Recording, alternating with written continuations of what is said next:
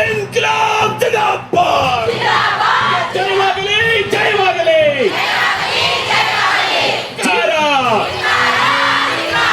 ಒಂದು ಸಾವಿರ ಮಾಸಿಕ ಗೌರವಧನ ನೀಡಲೇಬೇಕು ಬಂದಿದ್ದಾರೆ. ಯಾವುದು ನಮಗೆ ಸಕ್ಸಸ್ ಮಾಡಿಲ್ಲ.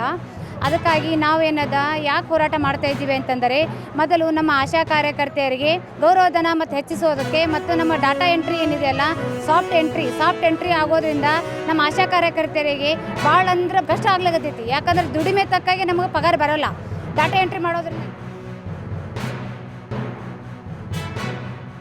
ಹಿಂಗಾಗಿ ನಮಗೆ ನೀವು ಎಕ್ಸ್ಟ್ರಾ ಪೇಮೆಂಟ್ ಹಾಕೊಡೋ ಅವಶ್ಯಕತೆ ಇಲ್ಲ. ನಮಗೆ ಜೋಡಿಸಿ ಒಂದು 12,000 ಒಂದು ಪೇಮೆಂಟ್ ತುಂಡು ಬರೋದು ಜೋಡಿಸಿ ಅದಕ್ಕೆ 3,000 ಸೇರಿ 15,000 ಕೊಡ್ರಿ ಅಂತೇಳಿ ನಾನು ಸಿದ್ದರಾಮಯ್ಯ ಸರ್ ಕೇಳ್ತಾ ಇದ್ದೇನೆ. ಬಟ್ ಅವ್ರು ಬಂದು ಇಲ್ಲಿ ಅನೌನ್ಸ್ಮೆಂಟ್ ಮಾಡಿ ನಮ್ಮ ಪೇಮೆಂಟ್ ಫಿಕ್ಸ್ ಆಗೈತಿ ಅಂತ ಹೇಳೋ ಜಾಸ್ತಿ ಮಾಡೇನೆ ಅಂತ ಹೇಳೋವರೆಗೂ ನಾವು ಈ ಫ್ರೀಡಮ್ ಪಾರ್ಕನ್ನು ಬಿಟ್ಟು ಹೋಗಲ್ಲ ಅಂತೇಳಿ ಅವ್ರಿಗೆ ನಾನು ಅನೌನ್ಸ್ಮೆಂಟ್ ಕೊಡ್ತಾ ಇದ್ದೀನಿ. ಕಾಪಾಡೋದಕ್ಕೆ ನಾವು ಭದ್ರಾಗಿದ್ದೀವಿ. ಇವತ್ತು ನಮ್ಮ ಬೇಡಿಕೆಗಳನ್ನ ಈಡೇರಿಸ್ತೇನೆ ಬೆಂಗಳೂರಿಗೆ ಕರೆಸ್ಕೊಂಡಿದ್ದೀರಾ ನೀವು.